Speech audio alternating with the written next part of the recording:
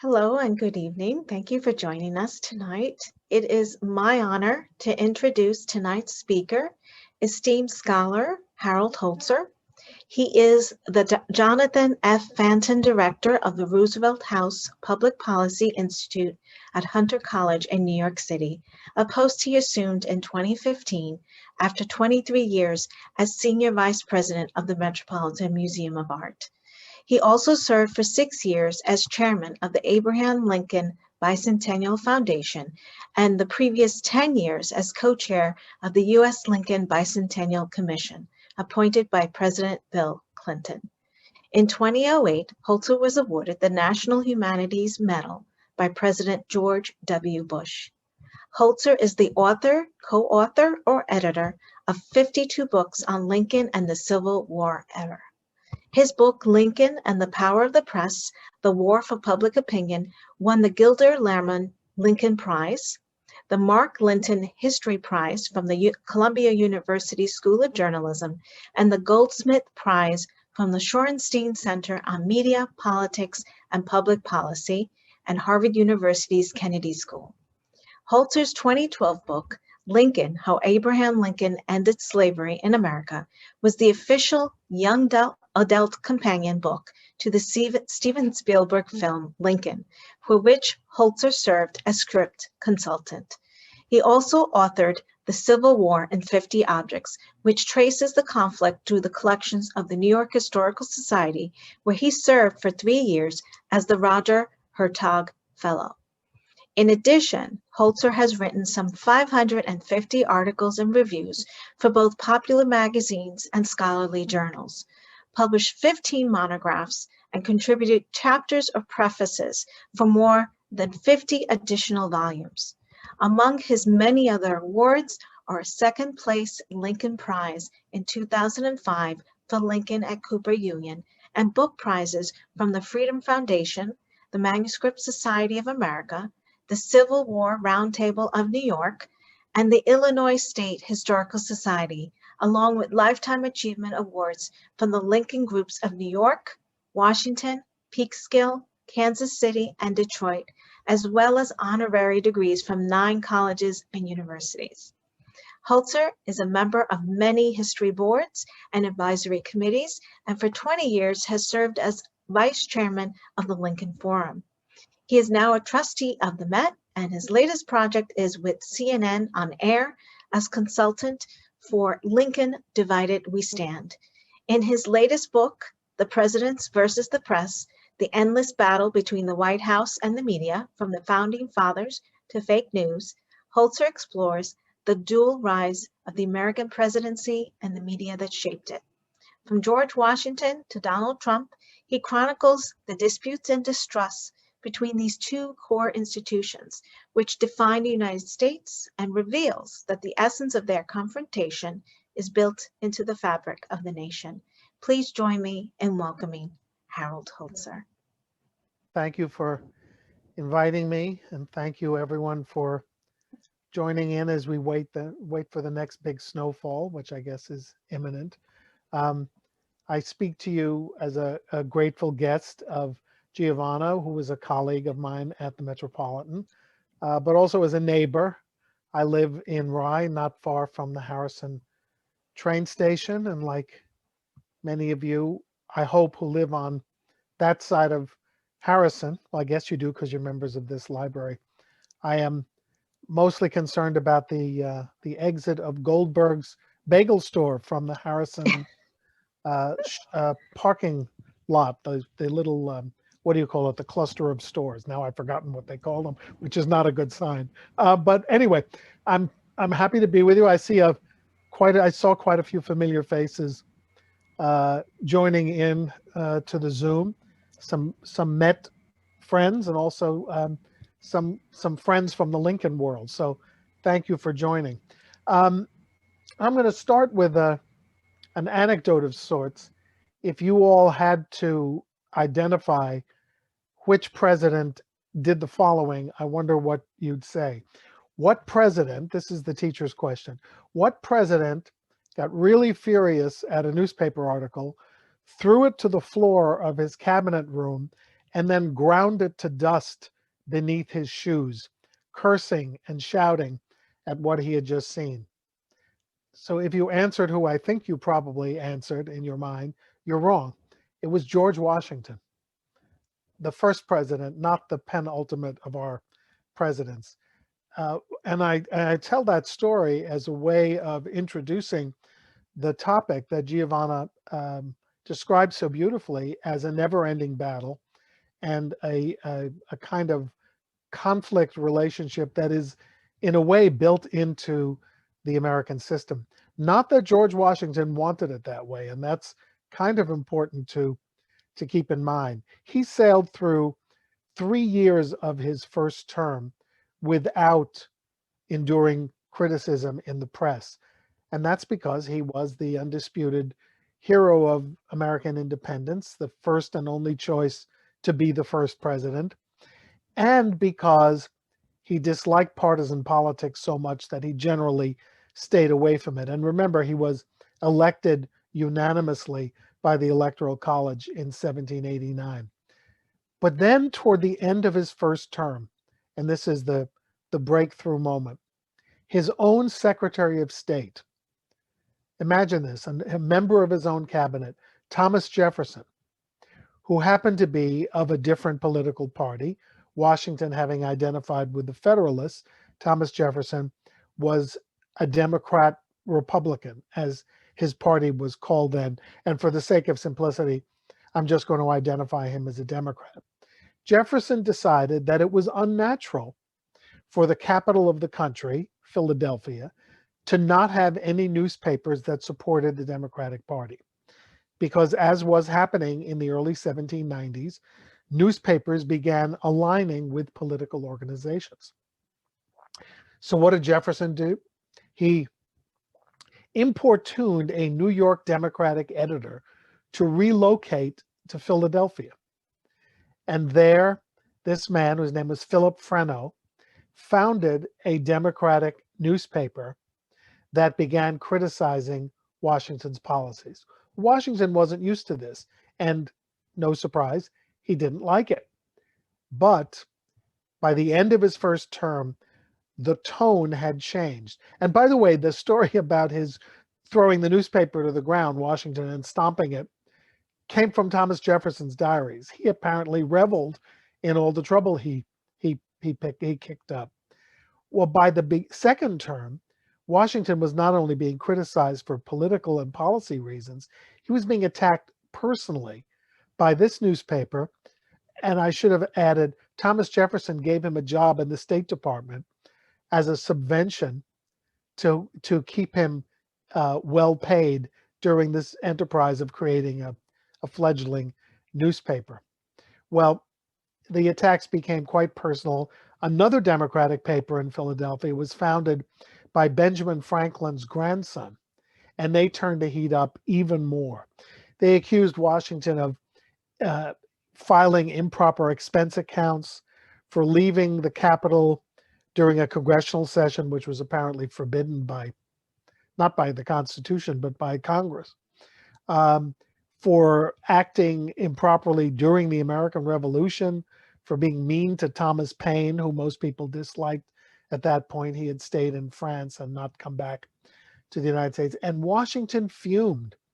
Now, Washington's famous farewell address, which was read aloud on the floor of Congress just a couple of days ago on President's Day, and has been read every year since Washington's birthday became a national holiday, omitted one paragraph because Washington drafted, and then Alexander Hamilton convinced him to remove a paragraph in which he said one of the reasons he was leaving office was not just because he wanted to establish a two-term precedent, but because he was sick of abuse of newspapers.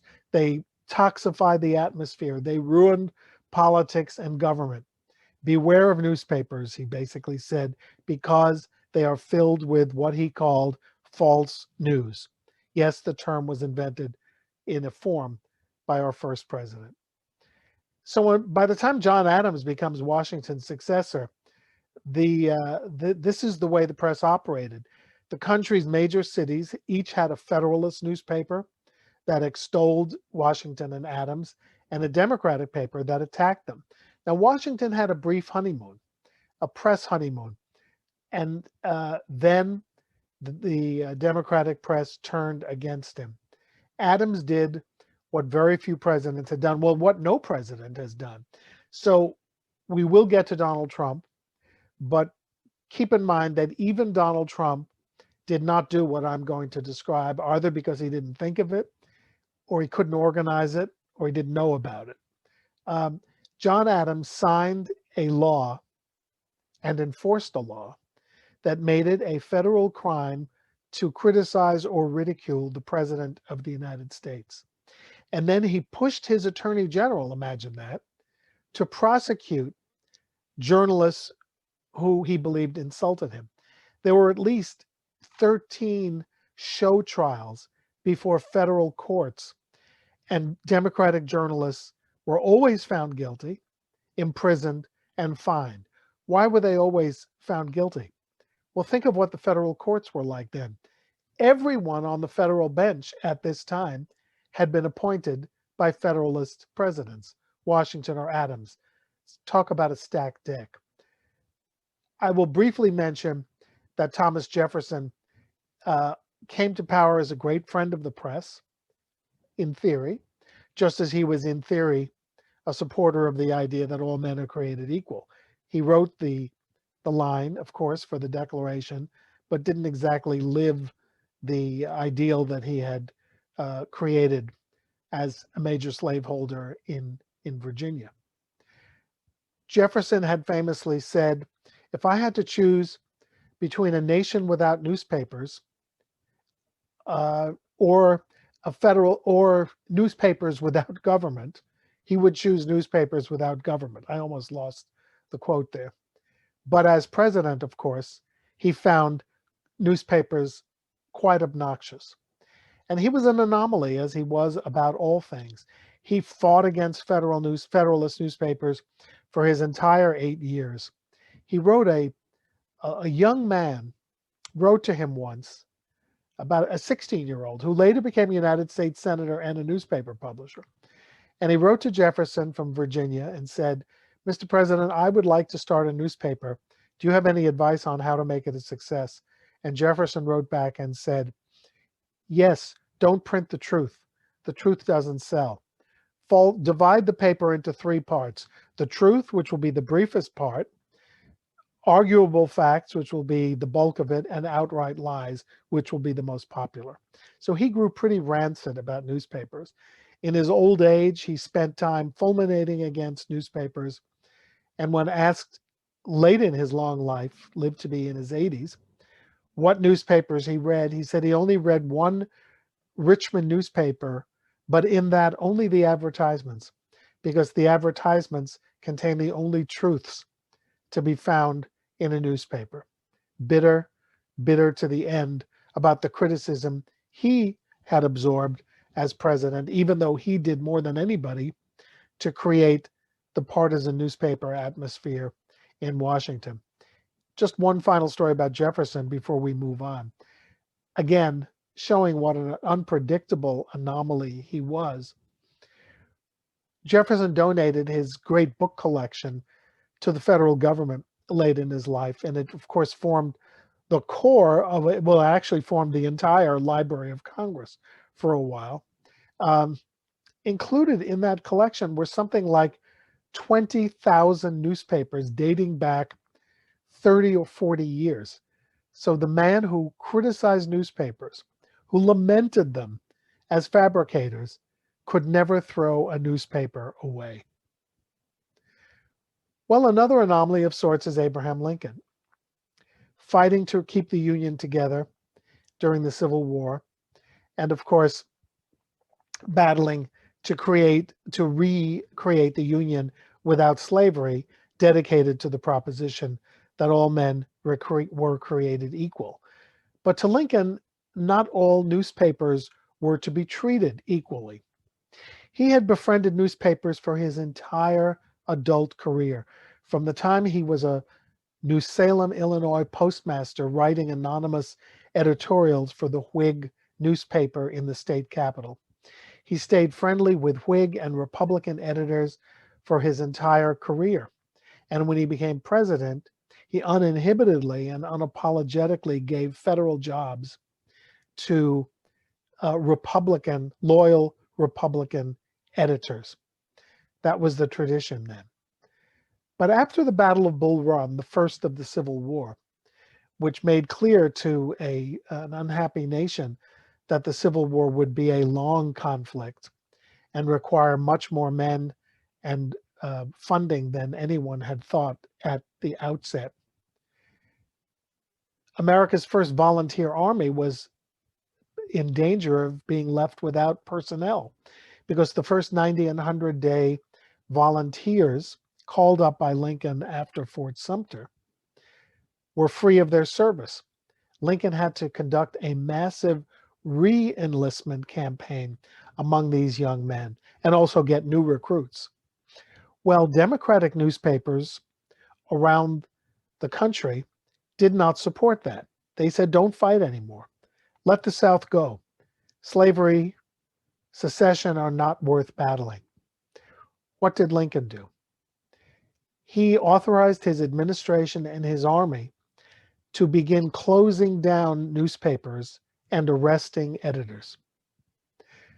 In New York, several newspapers were shut down, including the original New York Daily News, published and edited by the brother of the anti-union mayor of New York, Fernando Wood.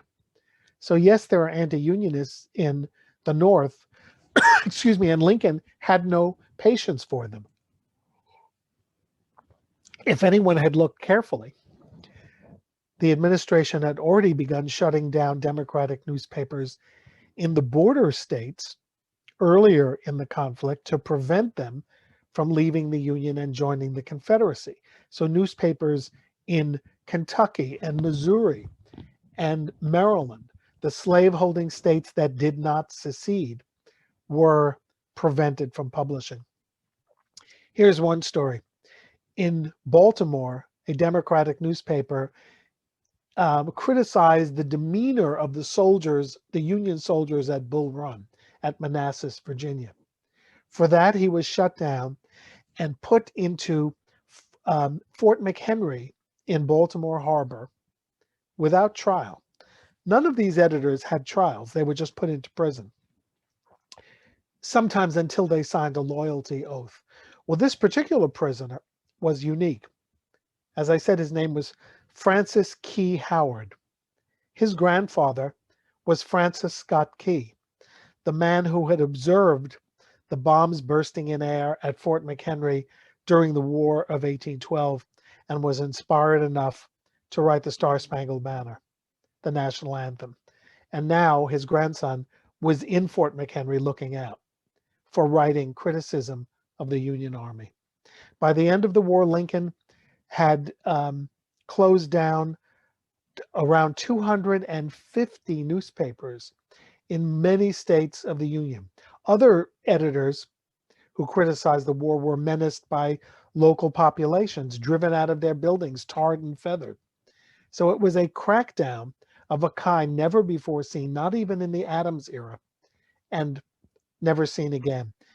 We can talk about it more in the question and answer, but it is certainly one of the most controversial aspects of Lincoln's presidency and seldom discussed today. Partisan journalism crescendoed in the Civil War and slowly dissipated. By 1900, partisan journalism had been all but replaced by news journalism. In its extremes, it was called yellow journalism. It was about sensationalism. It was about great stories, more than editorials, more than political leanings. And at the beginning of the century, the perfect president for that kind of culture succeeded to the presidency as a result of assassination. And of course, I mean Theodore Roosevelt. Perfect person for the beginnings of photography, and a guy who loved to make news if he could control it. Theodore Roosevelt did something that no president had ever done. He invited the journalists in every day at 1 o'clock. And while he was being shaved, because as a multitasker, he didn't want to spend 30 minutes just being shaved. It was a waste of his time. He would allow the reporters, the White House press corps, he provided them their first headquarters, to ask him questions. And the answers were off the record unless he put them on. But here they were, up close and personal, as had never before happened. From Lincoln through McKinley, reporters waited outside the White House for visitors to leave and tell them what had gone on inside. Here was Roosevelt in the brand new Oval Office giving them scoops. And at the same time, he cultivated long form investigative journalism, gave them leads, gave them ideas. So reporters like Ida Tarbell and Ray Stannard Baker and others, Lincoln Steffens, wrote exposés of Standard Oil and the meatpacking industry that ballasted Roosevelt's progressive legislative agenda. A very close connection. But of course, in 7 years in the presidency, Roosevelt had plenty of disputes with the press, because if it didn't go his way, then he was not happy about it. Succeeded by Taft, and then the next president I wrote about, because I didn't write about all of them, Woodrow Wilson.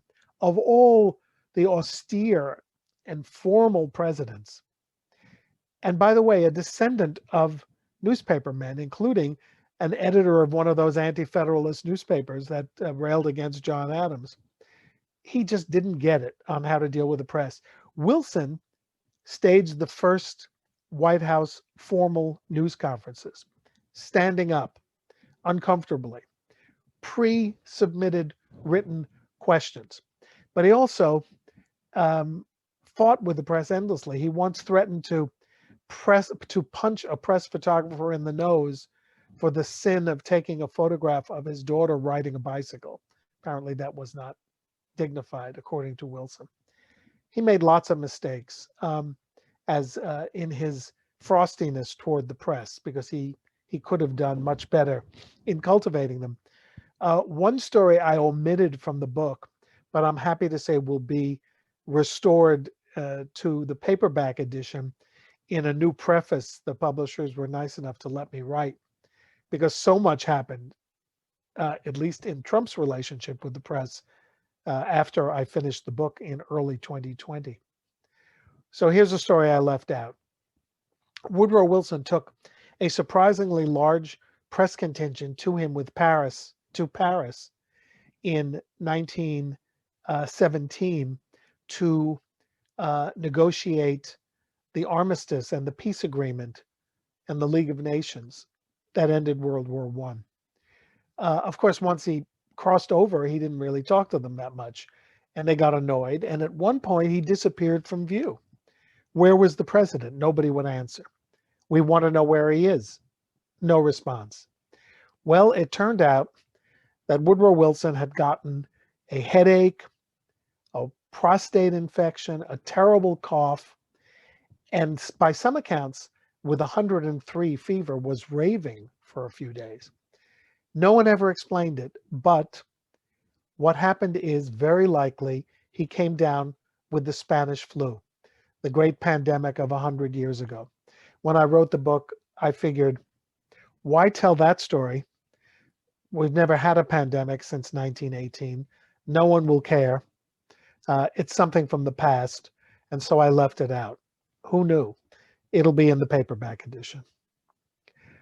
I, of course, spend a lot of time talking about Franklin Roosevelt, because I regard him as the first of several presidents who ingeniously used new technologies to get around the press and speak directly to the nation. Now, FDR was the most accessible president by far up to that point. He held 998 news conferences, 2 a week, during the 12 years of his presidency. But then there were those 28 fireside chats. And radio had just affiliated into networks. So finally, there were millions of people who would gather in their living rooms and parlors and porches and listen to the voice of Roosevelt, a voice that Philip Roth said he was playing outside in Newark, and he would go from, stoop to stoop playing ball, and he would hear Roosevelt wherever he went.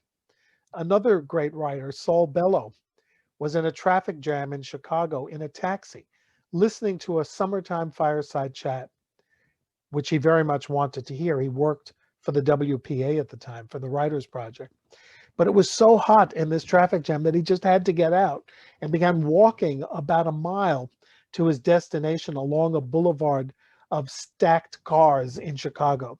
But as he remembered, every step of the way, he continued to hear the fireside chat because every car, its windows down, was tuned in to the president. The other extraordinary thing about Roosevelt is what the press did not report. They did not report very much on the extent of the president's disability. In fact, there was an unwritten rule until World War II, when it became official White House policy, that no photographer would ever take a picture of Roosevelt in his wheelchair or struggling with his crutches or on the arm of one of his sons, and certainly not being lifted in and out of automobiles, when he would joke, no pictures in the machine, boys. And they respected it. I looked everywhere for a reason, a rationale, and the best I could find, and it was repeated by several veterans of the press corps, was that he was a nice man trying to save the country, and they did not want to make things harder for him. Can you imagine a relationship again between the press and any president that would give him so much slack? Well, there are two things about the Kennedy relationship with the press that was very similar. One is the protection policy. The press, overwhelmingly male during the Kennedy years, chose not to write either about Kennedy's health problems, his drug dependence, medicine dependence, or his serial extramarital affairs, which most of these guys seem to know about. For one thing, JFK had lots of friends in the press corps. He had been a reporter himself in post-war Europe. But most of them said in their own memoirs, we didn't think that his personal life, or as they put it, one of them put it, his return to his bachelor days interfered with the official prosecution of his work. The other thing about Kennedy is that, like FDR before him, he dominated a new communications medium as Roosevelt had with radio, by which, of course, I mean, and many of you will remember, I hope, I do as a kid, remember rushing home from school if I knew that a John Kennedy press conference was going to be televised live. And he turned them into a combination news briefing and spectacle of glamour and wit. There was another side to Kennedy with the press. I use him, if you can see behind me, sitting at his desk with reporters and photographers on the cover of my book. But the other side of Kennedy was a controlling side. He did not like critical news, as most presidents don't. And he, and in the early days, his father would call publishers to stymie stories. Before the Bay of Pigs invasion of Cuba in 1961, Kennedy learned that some reporters were onto the plan and were going to publish a report. Kennedy got them to stop, explaining that national security trumped freedom of the press, no pun intended. And what happened was that after the invasion failed miserably, Kennedy called up several editors and said, you should have published those stories because it would have pointed out the weakness in our invasion plan. Did he want to have it both ways with the press? Absolutely. But he was also a master of image making and had a brilliant press secretary in Pierre Salinger to help him promulgate his message. I'm going to kind of rush through, pick a few select presidents after Kennedy because I want to leave time to chat with all of you and answer any questions you might have. So I'll just run through highlights.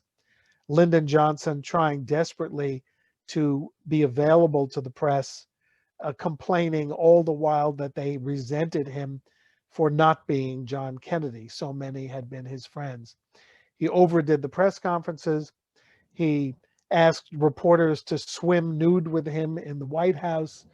He demanded fiercely positive press conference. He ran through press secretaries who just got exhausted and embittered at working for him.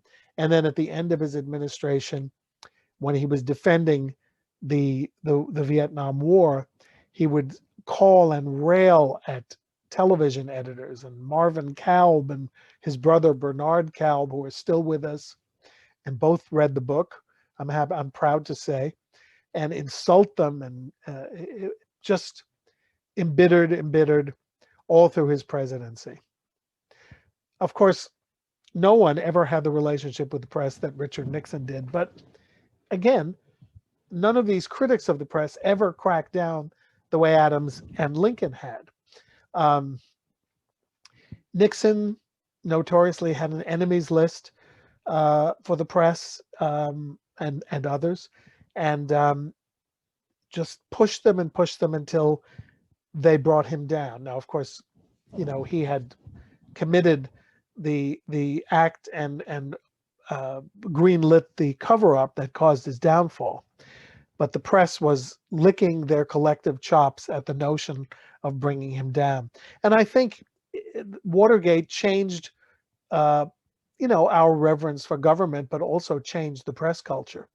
I joke in the book, but I mean it seriously, that ever since the journalists brought Nixon down, every journalist hopes to be another Woodward and Bernstein. Why not want to be someone who writes, or guys who write 10 or 15 best-selling books and get portrayed in the movies by Robert Redford and Dustin Hoffman? It's a good life and a rewarding life. And by the way, Bob Woodward, I think, wrote a book toward the end of the Trump administration, 50 years after his Watergate reporting, that revealed quite a side of Trump, even more than we had known, about his dealings with the media and his crusade against critical journalism. But I don't want to get too far ahead of the story, because I do talk about Reagan's extraordinary control, or his administration's control of the message. The message of the day, which was usually positive, was never varied from. They were very disciplined. The enormous goodwill he built up could never be broken down by critical press, even as the Reagan era saw the development of talk radio, which benefited him, and cable news, which began to drive home the same kind of partisan journalism as we had seen in the 19th century. I talk about Carter and his really relative ineptitude with the press. He hated the press from the moment that Playboy magazine published and the newspapers picked up on his story about lusting in his heart. Why he would ever give such an interview during a presidential campaign may be the real question, but he always thought the press was after a cheap story after that, and said so in some fascinating oral history that I read. Bill Clinton, who was the only president I interviewed for the book, thinks, of course, like most presidents, that he got a raw deal from the very outset of his presidency, a focus on non-existent scandals like Whitewater and Travelgate. And of course, those scandals resulted in the appointment of a permanent special prosecutor who ultimately became the prosecutor in the Lewinsky scandal. Clinton is, I would say at this point, pretty forgiving or understanding of the press's role, which is to scrutinize the presidency. And bitter in some cases, yes. At certain editors and writers, yes. but generally left office, as did most presidents, understanding that the press had a role to play. I'm going to use the farewell press conference statements of Presidents Bush and Obama, because both of them decided that in their final days, they should have a final press conference and say, and they both basically said the same thing. I'm sure Obama did not read President Bush's transcript, but both of them said, some of you are new, some of you have been here forever, some of you have traveled around the world with me. We've had some rough times. We didn't always agree, but I know that you had a job to do and you were professional, and I appreciate it. And yet both presidents had really rough times with the press. Some with Bush were self-made, like when he landed too early on an aircraft carrier to declare mission accomplished in the Iraq War.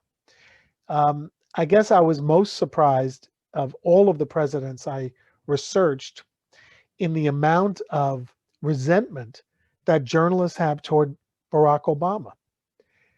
They believe that in his exercise of Woodrow Wilson's World War I era sedition laws, or their version of the sedition laws, that he was the most closed off and resistant president in recent American history. And two journalists in particular, James Risen and James Rosen, that's a writer's nightmare, having to write the stories of two people who practically, but for one vowel, have the identical name. But I don't know if I brought it off, but it wasn't easy. Both of them were wiretapped by the Obama administration for allegedly leaking information or accepting leaked information from a White House source. Risen was not only wiretapped, so were his parents. And when Obama left, Risen wrote that Obama had been the most repressive president of the last 50 years. But of course, I end my book with the unique relationship that Donald Trump had with the press. Not only in his campaign, but from day one, his first full day as president, he labeled the press fake news, and a new phrase right out of the playbooks of Joseph Stalin and Goebbels, although I don't think he knew about it, the enemies of the people. And that commenced a long 4-year brutal war. And I'm going to say, I'm going to leave it there and take questions. I'm sure we'll get some questions about the recent administration. But I think the casualty of the Trump era is not the heightened partisanship, which again has roots back to George Washington. And I think America has shown that it can survive very well. I think it's the fact that America can no longer agree on a common ground of accepted truth. That there is such a gulf now between reality and non-reality that I think bridging it is going to take a long time and a concerted effort. And as we have seen in the early days of relative calm in the Biden administration, there is still a dichotomy on truth. Look at the coverage of the January 6th attack on the Capitol.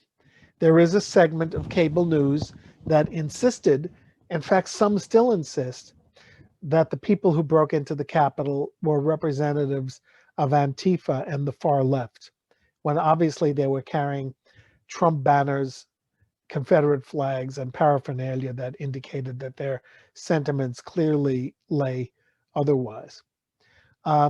Trump's war on truth has had a severe impact. If everything is doubted, if there can be no agreement on what is actually happening. And I invite you just this week to look at the cable news coverage of the energy crisis, or I guess the power crisis in Texas. If you listen to MSNBC, it's the governor's fault for resisting green power. If you listen to Fox News, it's because of windmills and the Green New Deal, which doesn't exist yet, as far as I know. Even an act of God and a weakness in a power grid that is not accustomed to accommodating this kind of demand in the winter, much less freezing wires and natural gas shortage. If we can't even agree that an act of God causes impossible stress, then I think we are in trouble. And will we recover? Yes. Soon? I don't think so. I'd like to see the relationship between the presidents and the press restored to a healthy, what John Kennedy called a healthy, abrasive relationship. The president's job is not only to lead, but to give the people the information that he wants to give. The press's job is to dig deeper, to dig beyond the official comment and find out what they think the American people need to know. Are those dual purposes going to be in conflict? Certainly. Do they have to be fights to the death? I hope not. And I hope by the time the paperback edition comes out in the summer, in which I raise all these points and lament the soured relationship, which is at a low point now, I hope that we've already begun our recovery and maybe the recovery of truth. Thank you. Thank you so much for that wonderful overview. You have to read the book, all 500 pages. Well, that's with the index. Don't make it sound too daunting. Okay. It's like 480 without the index. Okay. It's wonderful though. It's wonderful. Thank you. So, and we're so grateful that you're able to join us this evening. And we're opening the floor to questions. You can use the chat box, or if you want to unmute yourself, you're welcome to do that as well. I'm having connectivity problems, so if I disappear, one of my colleagues who are here this evening, Bob Herster or Jenny Yang, will hopefully take over. One of the technical issues of dealing with. It would be fun if somebody unmuted and asked a question. That would be good. You can also unmute, by all means. Don't be shy. It's always the first question is always the hardest to elicit.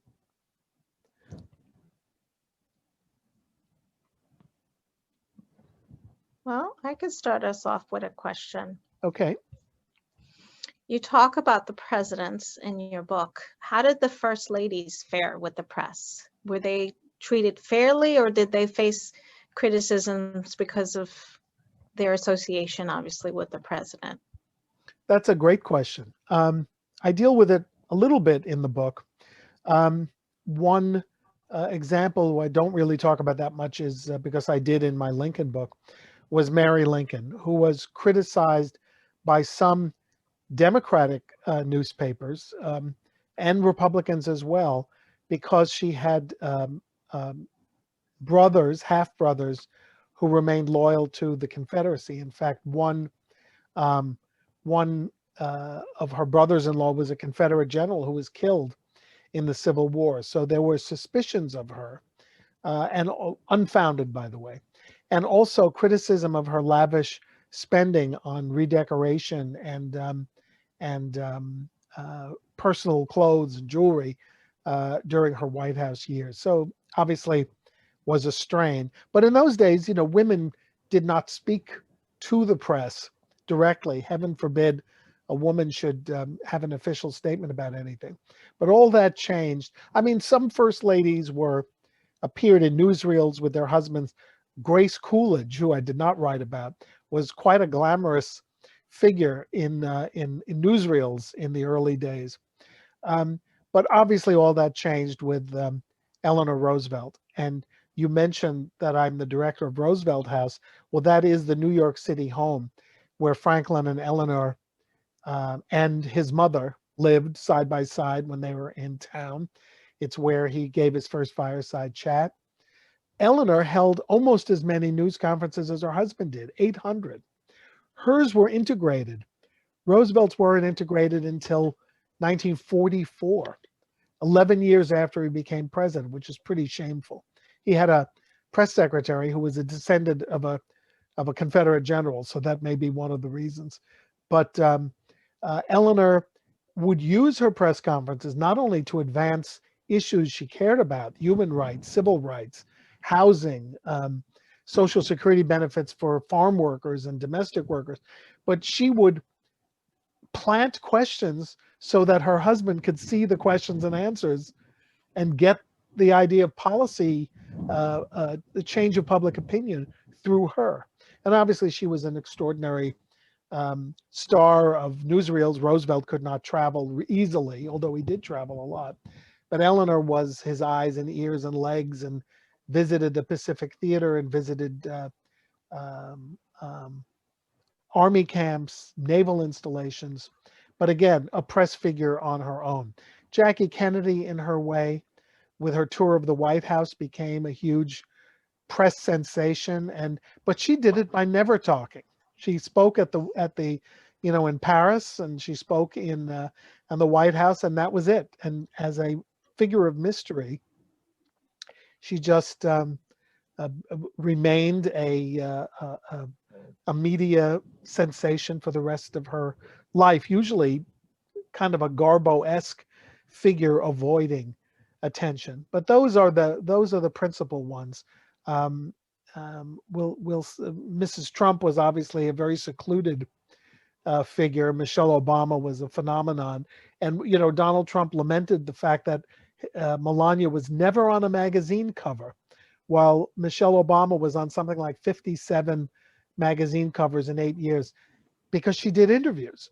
Melania never did an interview, so it's hard to get a story if you're not going to talk to a reporter. And we'll see what Dr. Biden does. Okay, thank you. We have another question from Charles. Can you tell us about the idea of a press honeymoon? To what extent have Biden and Trump experienced that? Well, I will say that Trump did not experience a press honeymoon. And a press honeymoon is, of course, that period in which the press cuts the president a break. Lyndon Johnson felt he didn't have one, but he did.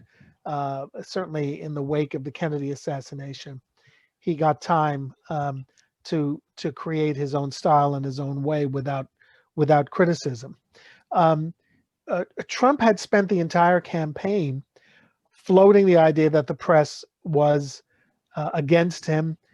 He attacked a disabled journalist and made fun of him publicly. He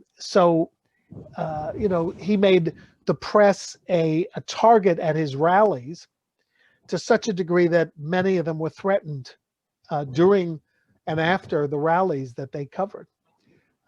So they did not enter into the relationship in his presidency with any notion of giving him any slack.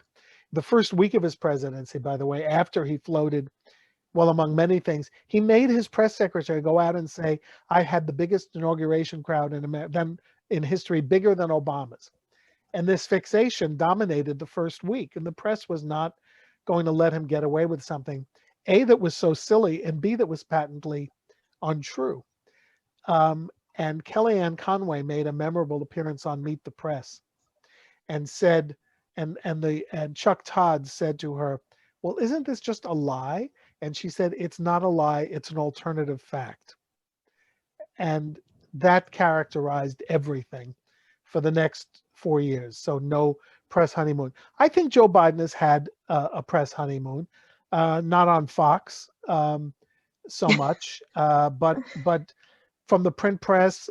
I think one of the advantages that his very competent and impressive press secretary, Jen Psaki, has had is that all of her press briefings so far have been basically, the press room has been at 1/3 capacity.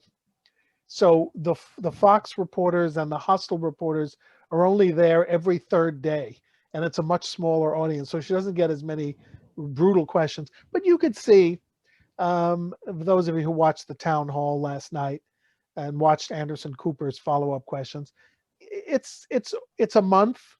I would say that if there's a honeymoon, it'll last another month, and then he won't even get the 100 days that everyone talks about since Roosevelt. But, you know, the press has an obligation to report. President Biden has made a couple of misstatements, and they love jumping on his misstatements.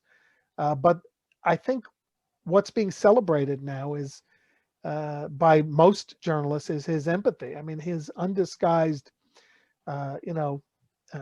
connection to nurses and children and struggling people. It's quite a thing to see on television, and we haven't seen it obviously for 4 years. So long live the honeymoon, but it's all too brief. Yeah, it has to come to an end sooner or later. Another question from Bob. Why is it so little known that Lincoln had editors confined? Well, maybe too few people have read my book, Lincoln and the Power of the Press. But look, you're right that for Bob, for years, this was not the lead in the Lincoln biography. The lead is that he saved the Union and ended slavery. There are now nuanced approaches to the end of slavery, of course, but I give Lincoln huge credit. The Emancipation Proclamation was a thunderbolt, and it changed the war and it changed American history. But if you read the press of the day, the Democratic press was savaging him for suspending civil liberties. I mean, the writ of habeas corpus was suspended. The telegraph office was moved from Pennsylvania Avenue into the War Department. So news was censored. Newspapers they criticized Lincoln, but if they got into Union war policy, they were in trouble. And it was crazy. The New York Times got censored one day for publishing a map showing the approach of the Confederate Army in Pennsylvania, which, as we know, led to the Battle of Gettysburg. And the editor of the Times was a big Lincoln supporter, and he wrote to the Secretary of War saying, I published a map that I bought in a print shop in Washington. It's not exactly a secret. So there was enormous tension, and there is a debate among scholars about whether Lincoln went too far with the press, and it's a legitimate argument. His argument was that you could suspend civil liberties in times of rebellion. It's in the Constitution. Now, he did it originally without congressional authorization, but he believed that the time would come when people would say he did too little to crack down, not too much.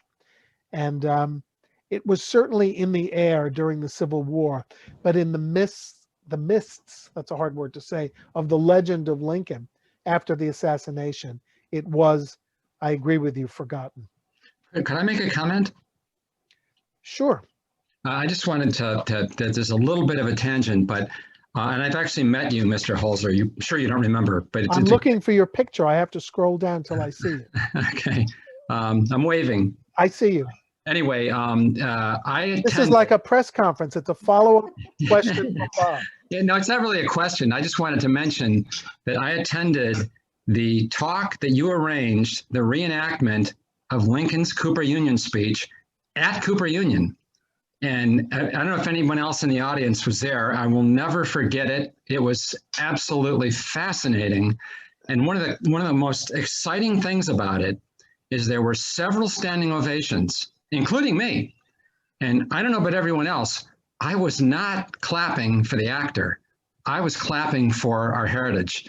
It was one of the most remarkable things I've ever seen. And I'm a huge Lincoln file. I just wanted to add that. And thanks a lot. Bob, you're very nice to remember that. But I'm going to do a salute to the actor because He was great. He was great. It was my friend Sam Waterston, if that's the one you saw. Yes, and, it was great. It was amazing because, I wrote my book, Lincoln at Cooper Union, without ever hearing the Cooper Union address. And I wish that I had, gone to someone's house and said, would you read this aloud? Because it's so different. And by the way, if anyone wants to see that, you can just go to C-SPAN, c-span.org, and then call up Lincoln Cooper Union or Sam Waterson. It's 15 years ago now, but it was remarkable, and I thank you for. Oh, it was incredible, and you're right. He was great. He was fantastic. Yeah. It was so great. But it was absolutely American history being relived. Yes. Complete with audience reaction. Fantastic. Yeah. Thank you, Bob. Yep.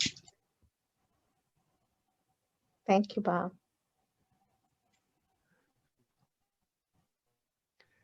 Has Giovanna been unplugged? Any other questions? You're freezing a little bit. I'll ask another. Can you hear me?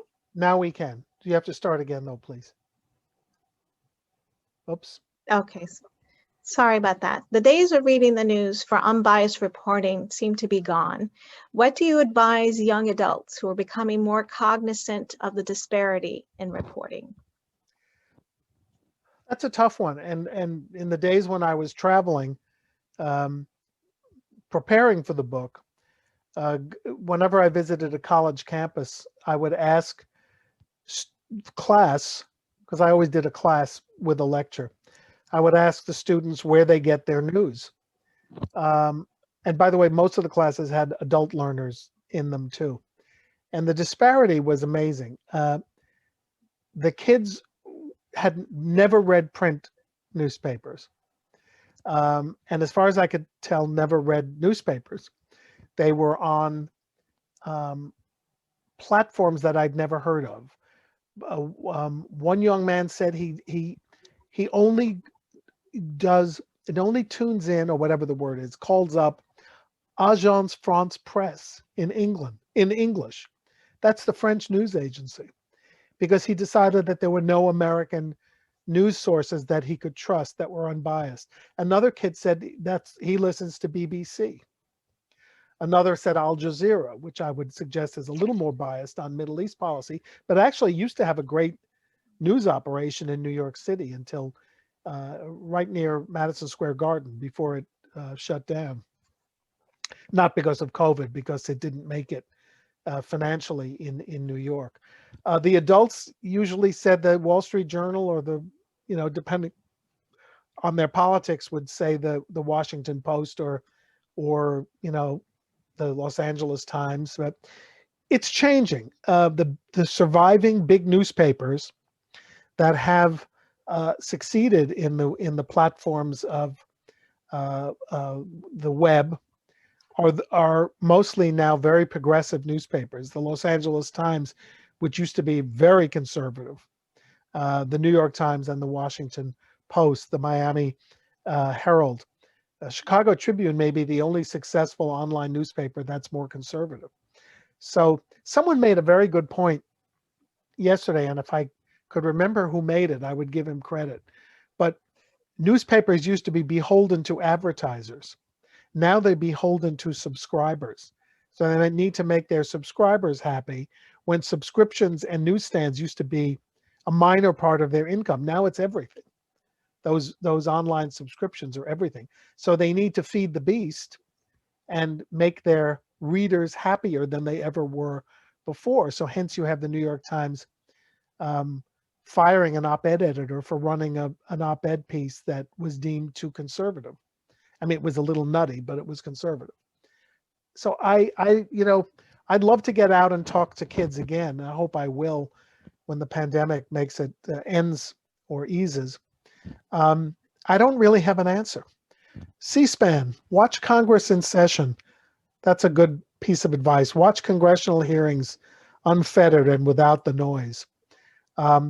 Or if you're interested, go back if you have time, and I know students don't always, go back and forth between CNN and Fox and get both points of view, even though they're becoming increasingly strident and extreme. Someone will come up with an answer. Someone will come up with the Associated Press of platforms, and maybe that will become the great middle that attracts new subscribers. Very good. And how do Well, you you feel talk about the Wall about, Street Journal? Is that, I was told the Wall Street Journal is fairly unbiased. Is that true? Well, the I Wall don't Street, read it anymore. I haven't seen it in a long time. yeah, I get it every day. They're very nice. All people who work for CUNY get the Wall Street Journal. It's like one of the great benefits of the job. And they have a terrific book review and art section on Saturdays. And Yes. they, I would say they are much more like the old New York Times in this sense. The news is pretty straight. The editorial section is where the opinion is, both op-eds and editorials. And they may make you want to scream. Sometimes they make me want to scream. But I do agree, the news coverage is pretty straight. It's becoming a little old-fashioned, as a matter of fact, because the Times news sections are, and I do read the Times every day, are, and the News and the Post are, what they cover is where they reveal their political outlook. Right. So, yeah, but I think the Journal is very good.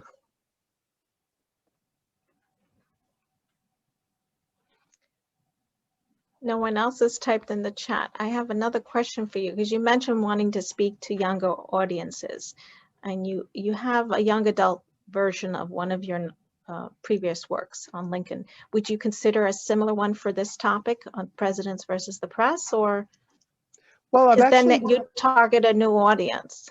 I actually have done a few young readers' books. I was approached years ago by a wonderful press, and I wrote a book about the Lincoln assassination for young readers.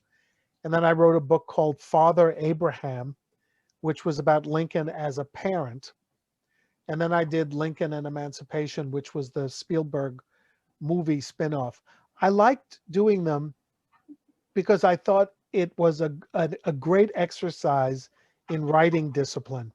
If you tend to get too florid in your writing a young reader's book forces you to cut down on excess, to write more directly, to write shorter sentences. And it's kind of like going to a writing school even though you have to be your own disciplinarian.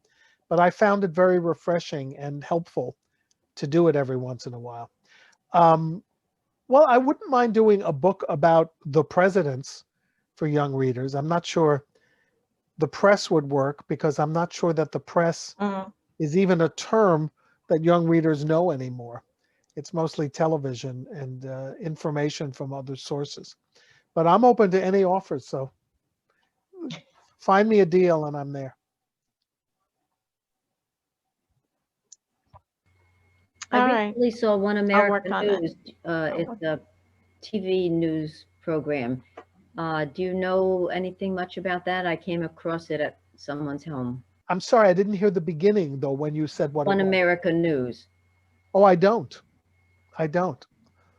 Look, I'm stuck on what I'm stuck on. I would love to get new outlets, so to speak. I will look for it, though. Yeah, it's OAN. I found it at someone's house. I was listening, and they sounded pretty factual. It's really good to know.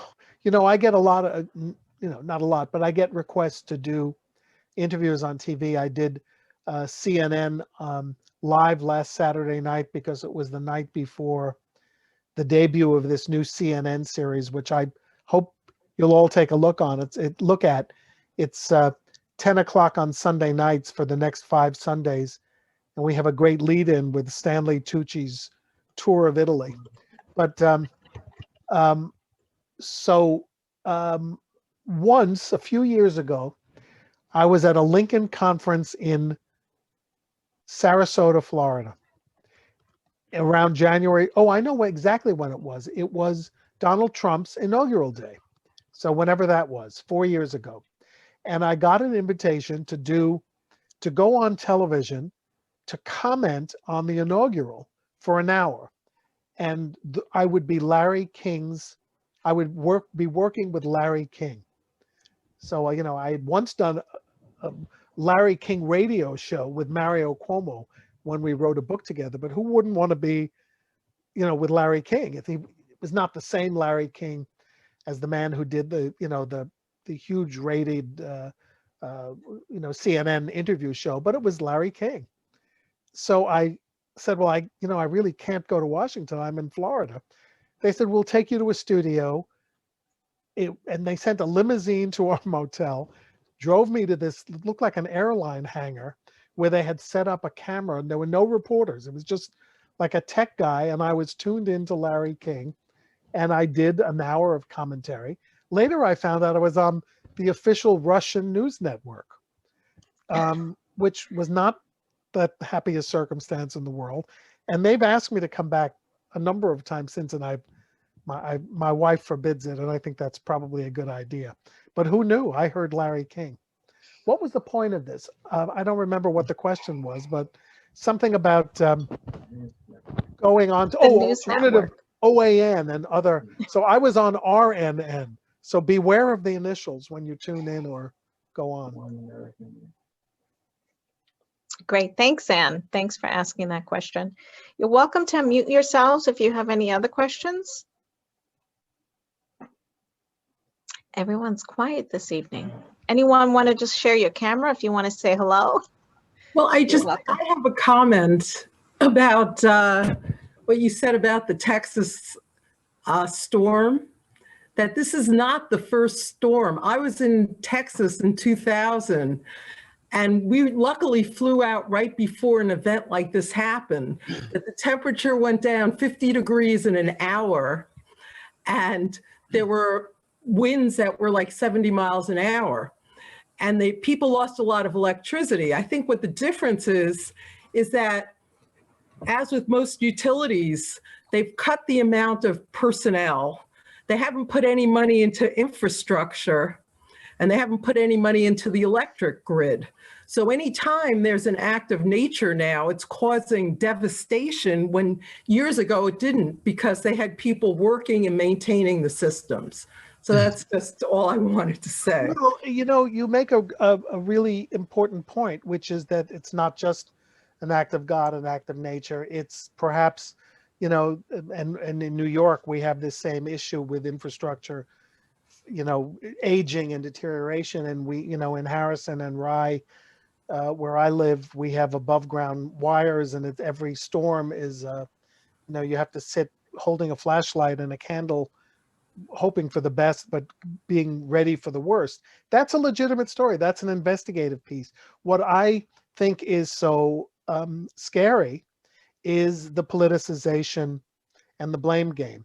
And that's a vestige, not of the Trump era, but of the Nixon era. It's come back roaring because the Trump loved confrontation. So yeah, that's the story people should be pursuing. The utility, the supply. Obviously there's it's an energy state that doesn't seem to have enough energy, which is bizarre. But yeah, that's a real story. And have we lost our taste for investigative journalism? Do we trust it to be even-handed? Does everybody have a bias coming in? You've just made more sense than the last Fox and CNN reports I've seen. So thank you. I have a question about your thoughts on Eisenhower. I read once that Eisenhower would feign like confusion. I just said about Texas, and he said you made more sense than anybody else about the infrastructure. Go ahead, sorry. That's the oldest fashioned kind of news, is you yell to your person in the next room, tell them what's going on. Yes. All right, Bob, sorry. Anyway, I read that Eisenhower would feign confusion, and that he cultivated this image of kind of like a doddering grandfather when he wanted to. And maybe, and I don't remember I think they said that he did this, he sometimes would do this with the press, but he was anything but doddering and confused. Any thoughts on that? If I watched Eisenhower's first news conference, he held the first live television news conference, and he was pretty crabby. He did not want to be there. It was staged in a bad place. He was in the executive office building in this gigantic ornate room, standing in front of a window. And we all know from our new Zoom lives the window should be in front of you, not behind you, right? Or the light is diffused. And he said, we're going to try this and see how disturbing it is. And then he got into lots of things with reporters. There was a reporter named Sarah McClendon. She later became very visible on Kennedy's news conferences. But she said to him, Mr. President, I saw this on tape, Mr. President, there are some people who say that you should be spending less time playing golf and more time worrying about people. And he said, I have a question for you. Why haven't you been fired? So, this is not new, this back and forth. I think Eisenhower did get a little bit doddering toward the end. 70 was not like 70 today in 1959 and 1960. And I think Reagan had faded to some degree, or Iran-Contra probably would have not have happened, and he would have been more in control in the devastating news conference that he did when he just didn't have the facts in front of him, or any, people age and they get, so I think it's a combination. By the way, Reagan memorized every issue relating to Iran-Contra for his final press conference on the issue, and hit a home run. And even though his own staff said he was like a movie actor, you just give him the script, and if he memorized it, he was fine. But still, that shows a surprising amount of competence for those who thought he was doddering. So, we'll see. It's not, age is, you can't fight it. And Eisenhower was not a well person. Obviously, he had circulatory problems. He had 1 or 2 heart attacks, maybe a heart attack and a stroke in his second term, and died of heart disease, in the Nixon era. So not a well person either. It always struck me that Reagan spoke in cliches. Yeah, but he performed them beautifully. That's true. That is true. He was he definitely and when I wrote this book, I just watched press conference after press conference. I've concluded, and I think my awakening was to watch an interview that Reagan, and this has nothing to do with policy, obviously, this is all about communication ability. Reagan did an interview with Walter Cronkite early in his term, one-on-one. And it was a pretty sophisticated set of questions. It was mostly about foreign policy. And yes, he had cliches about the evil empire and things like that, but he also answered very sophisticated and detailed questions. I think his staff, as George W. Bush would say, misunderestimated him. He could hold his own, and they, but he was also perfectly happy to not do that much, and to let them do the message of the day. By the way, the big surprise for me about Reagan is that long before Donald Trump walked to different places, because the Oval Office didn't have a TV in Trump's day. It did in Johnson's day. It had 3 TVs, or a console with 3 TVs. But Trump used to go out to the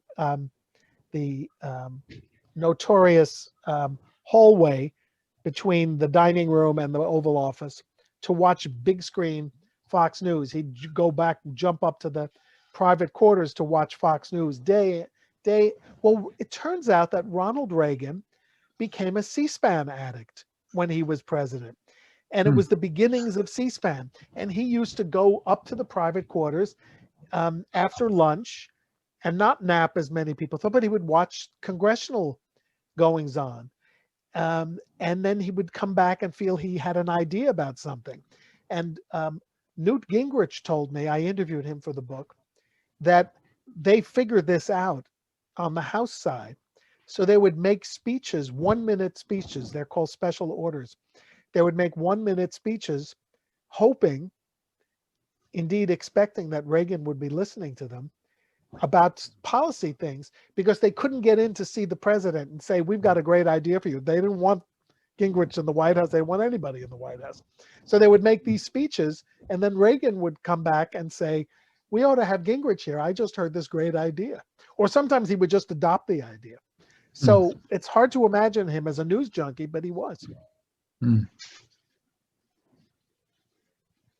Do you have any comments comparing Trump's last press secretary and Biden's? Well, McEnany, right? She was, Yes. yeah, she, you know, I was a political press secretary, not at that level, obviously, but I did work for a congresswoman, for a Senate race, a mayor's race, and for part of Governor Cuomo's, the first Governor Cuomo's agenda. A press secretary serves two masters. Sorry to use a sexist term. Two masters, maybe two and a half. One is your boss, because you got to please the boss. But the second is the press. The press needs information. They expect information. They expect the truth. And I always tell younger people who are going into public relations, they also expect that if you don't know the answer, you won't make it up and you won't argue and debate them. But you'll say, I'll find out the answer. I mean, I have had plenty of fights with journalists over, doing this for 45 years, or having done it for 40 years. But you have to be sensitive to the dual obligation of being a press secretary. So Ms. McEnany was there to fight, to give her statements, to dismiss any questions as debate, and then basically to cancel briefings. So there were no briefings. So I think she did a disservice to the tradition of press secretaries. Even Sean Spicer, in the days when the president demanded that he stay on the inaugural crowd story, was better with the press, and yielded only when Scaramucci came in for, 2 weeks as press, communications chief. So I think it's a very difficult line, and I don't think that McEnany, she may go down in history as the worst press secretary in American history, because she was combative and conveyed no information, which is what they're supposed to do. Okay. Well, if anyone has a question, please ask it now, and then we'll conclude the program for this evening. The Bob that was speaking is our librarian, our new librarian at the West Harrison branch, Bob Herster, and he's leading our Civil War book club, which is meeting tomorrow. Oh, great. At 3 p.m., right, Bob? Killer Angels? Yes. I'm a big, actually, I'm a Civil War buff, but I'm a much bigger Lincoln buff, but I am a Civil War buff. And again, I love that thing at Cooper Union. And I also attended another talk where you were on the stage with Jim McPherson, and there was another historian. I don't remember, but you might remember this because there was a famous musician in the audience. Judy Collins. Yes, and you introduced her, I think. Yeah. Yes, I remember. You know where it was? It was at Ethical Culture. I think New York Historical was closed. Right. Was that Eric Foner that was with McPherson? Yes, I've done lots of programs with them, with all of them. But yeah, I always introduce Judy Collins if she is nice enough to come to programs, for sure. Yes. But yeah, that sounds like a fun group. I'm glad you're doing it, and I'm glad you're doing the Killer Angels. I met Michael Shara. Wow. And he gave a reading from the Killer Angels in Gettysburg. That was one of the best readings I've ever heard anybody do from a book. And I know his son, Jeff, who writes Civil War novels now, has moved to Gettysburg. Wow. Yeah. What did you think of the film adaptation, if I could ask? It was, before the pandemic, I went to, we may be boring everybody else, but I went to the 25th, I think it was the 25th anniversary of the movie Gettysburg.